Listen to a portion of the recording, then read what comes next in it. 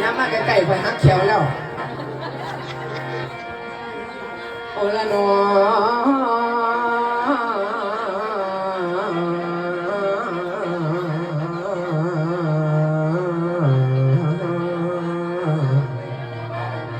โอ้มาเสียงไงเถอะมาลำไฟแค่นี้แม่นบ่แม่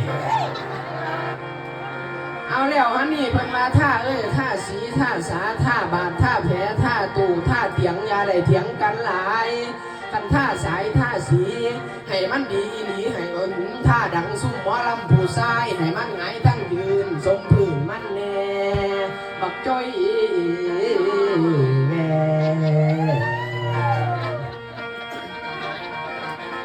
โอ้ยสิสอบใจเนาะถ้ามันหมดล่ะ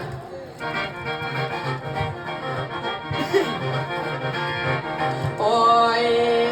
ละหนอ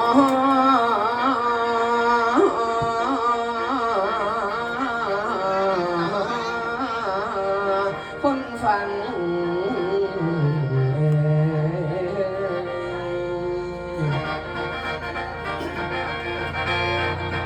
แล้วแม่นว่าขั้นเดียวนี้ฟังเด้อทานสารากันหน่อยหนุ่มซุ่มที่มานั่งหุ่นฟังลองโอลำวาสนาเหลือลำในมาห่วมในงานมาประสานไม่ตีต่อกันจะวันนี้ดีบ่ดีฟังไว้บันทิจะเข้าว่าเพจสาราผู้ร้องทำน้องให้หน่อยบอกให้หูหวังอยู่ที่หาเด้อคุณแม่เพจสาราลำโกงอยู่ใส่ฟังไว้บัดเธอไปเด้อละแม่นยังคอยจะเฮือนสั้นก่อนว่าเพจสาราสี่ถ้าจะคอยทนรับงานชื่อหมู่บ้านขึ้นอยู่ตำบลบ้านนลังเด้อคนตำบลเดียวดีไปมีงานให้ไปจังบอกว่ากันพอหน่อยจางไปหลายและหน่อยขอแท้ค่าน้ำมันค่าลังวันติดถือตามใจแต่สิก่อนให้ได้ฟังลำก่อนเพชรชลามือมีให้ยิดยืนก่อนมาส่วนว่าโตผู้ขาลูกศิษย์แม่อำพันผู้หมอลำทั้งเมืองอุดรทั้งกันกันทางลำหรือลองว่าจังหวะทำน้องอุบลแท่เดิมแม่บ่ได้แม่นติดเลยลำเมืองต่อก่อนบัดมีจนแห่งสู่ในงานสาราทุ่งทั้งท่านบ้านปุ๋ยหมดสิ้นไผได้ยินน้องยองสาธุกันโยนงานฉลองคือคืนงานมีแต่นางสมสาวนางขอกราบก้มไปในส่วนจัดงานขอพุนบุญพุนท่านในทรงหนุนพุนทำมาฟังลำวันนี้สุขขีเด้อทานด้วยดีสะพ้นท่านให้มุญาพี่น้องด้วยล้นดังไหมด้วยล้นดังมาจักมวนมามวนหิวหิวเอาวันนี้กราบขอบคุณเจ้าภาพศรัทธาพ่อแม่พี่น้องเจ้าภาพศรัทธาผู้เพิ่นไปจ้างไปหาหมอลำก่อนมาลำมาลองกับพ่อแม่พี่น้องก็ขอบคุณคือกันที่มานั่งเป็นทันฟังหมอลำครูอีกทั้งพวกทั้งมูหุ่นห่างปังเดียวผู้เพิ่นเหลียวหน้าไปทางอื่นก็ขอบคุณ20,000เติมอีก200,000ที่ฟังลำฟังแค้นเจ้าใจจดจ่อขอบคุณแม่คุณพ่อผู้เพิ่นนั่งฟังลำลงคะแนนไปให้หมอลำนำเด้อ2 ฝ่ายวันมันเป็นตาในก็ต้องมีมากผลจะด้วยเหตุหรือผลแนวไหนกายาถ้าเป็นใครได้ว่าขาดเกินไปขอก็ขออาภัยเจ้าไว้ซะก่อน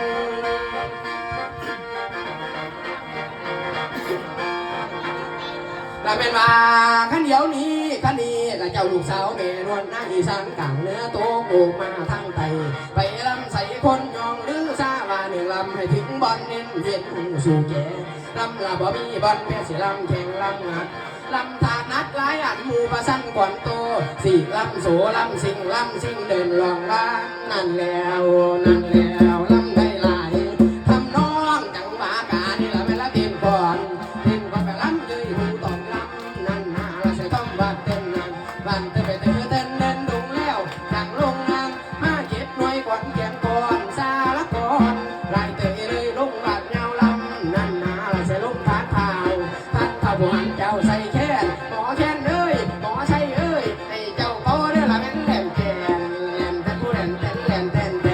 มต่อยบ่มีถอยมีค่าผ้าลำไหลส่งไหลสั่งลูกสาวเมียโดนนั่งบ่เป็นหัวที่เมียงมาเตืองแต่ค่ายลำแต่โคกตุ่มหอดไทยก่อนไกลกันลำให้ทันกับยุคเทคโนโลยีลำไหลดีแนวได้ฟังใจอ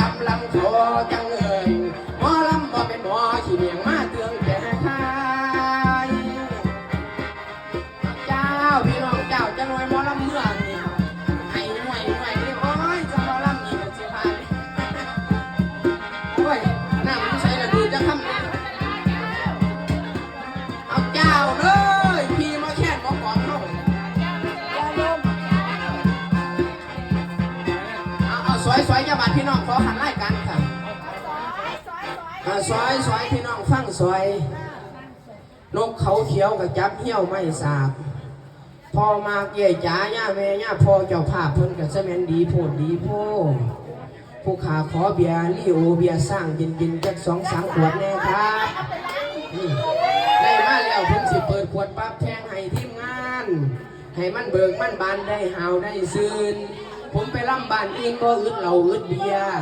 ให้ย่าแม่ไปเที่ยแน่เด้อเจ้าค่ะสิเป็น285นี่ก็แย่งดีหลายไปผู้เว้าอยากอายแต่ว่าบักนี่มันบอกไปทะแง่บักกอกใส่มันหลายที่มันก็แหงฟู่ฟี่จมว่าอยากแก่เห็นผู้สาวงามแน่บัดเทิงห้องเทิงโง่อีแม่ท่านผู้ขาได้กินเบียร์ลี่โอเบียร์สร้างเย็นยัก2 3 4 5 6 7 8 ขวดตกย่ำคำย่ำแรงผู้ขากับทีมงานกับสีผ้ากันสวดกันแล้วนี่ยันทุนให้ย่าแม่คำคุณเงินคำกำแก้วให้มาแล้วอย่าสิจมน้ำหลังเด้อข่อยสิขอ10 ลังคุณเด้อขั้นจมเหนียวเจ้าพี่มาแค่5 บาทเนี่ยอยากสวยไหมคะเอาสวยค่ะสอยนกกระเตงปรับตายไปผู้ใดมีใหญ่มาทำดีนะคะ ไม่ใช่เป็นเขี้ยวแต่ดอก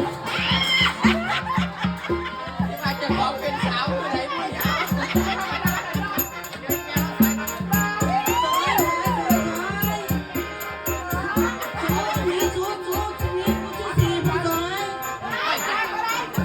ผู้ยิ่งน้ำกันที่แม่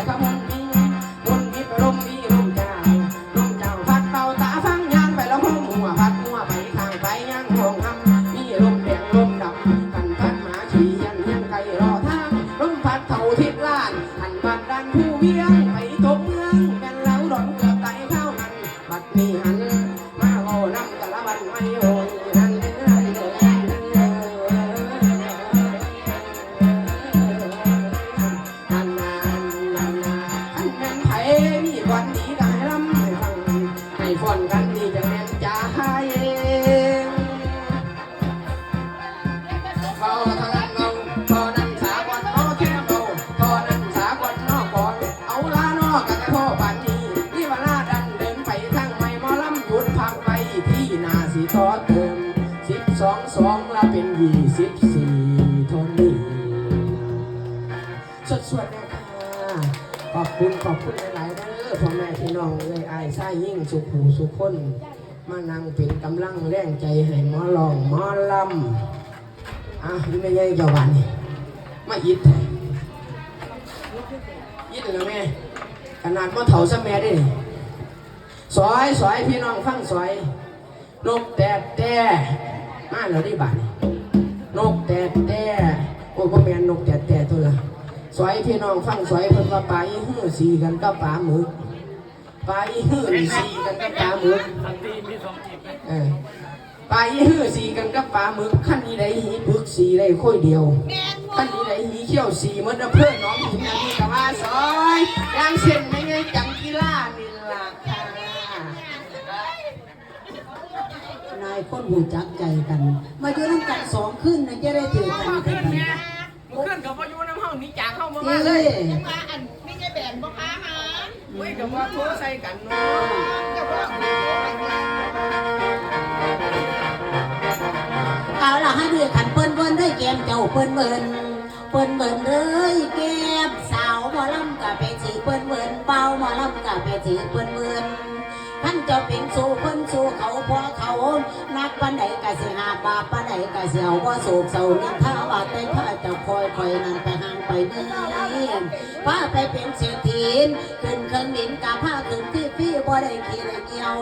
ขึ้นเครื่องบินกับผ้าขึ้นที่พี่ย่ำไปขี่ไปเดียวบ่ได้เกี่ยวลำเอียงบ่ว่าเทียนเดือเสียงเสียวเกียงอ้อยหอยไปนอนซอ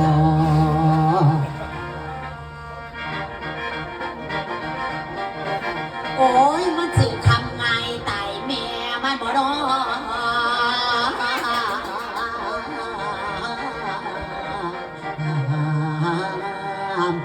คนเดินเอาล่ะให้นี่นะพอขอกราบเรียนพี่น้องที่เคารพทั้งหลายเมื่อในฮอดน้ำใหม่นัดกันนั่นเสพเนี่ยพอเอ้ยจะกระเวนพันเทจะผมฟังลำจะมารักมันจะไปถึงโคงคาฮอดเนื้อบ้านตันจะไปเดินทางย้ำแล้วก็เป่าสั่นตันขาเลี้ยวคันดุดต่อกันเนินไหลกูดรีบด่วนน้ำกันมาถึงแล้วจะมาดีใจไปเลยลั่นเงินเห็นนั่งลานเห็นคนฟัง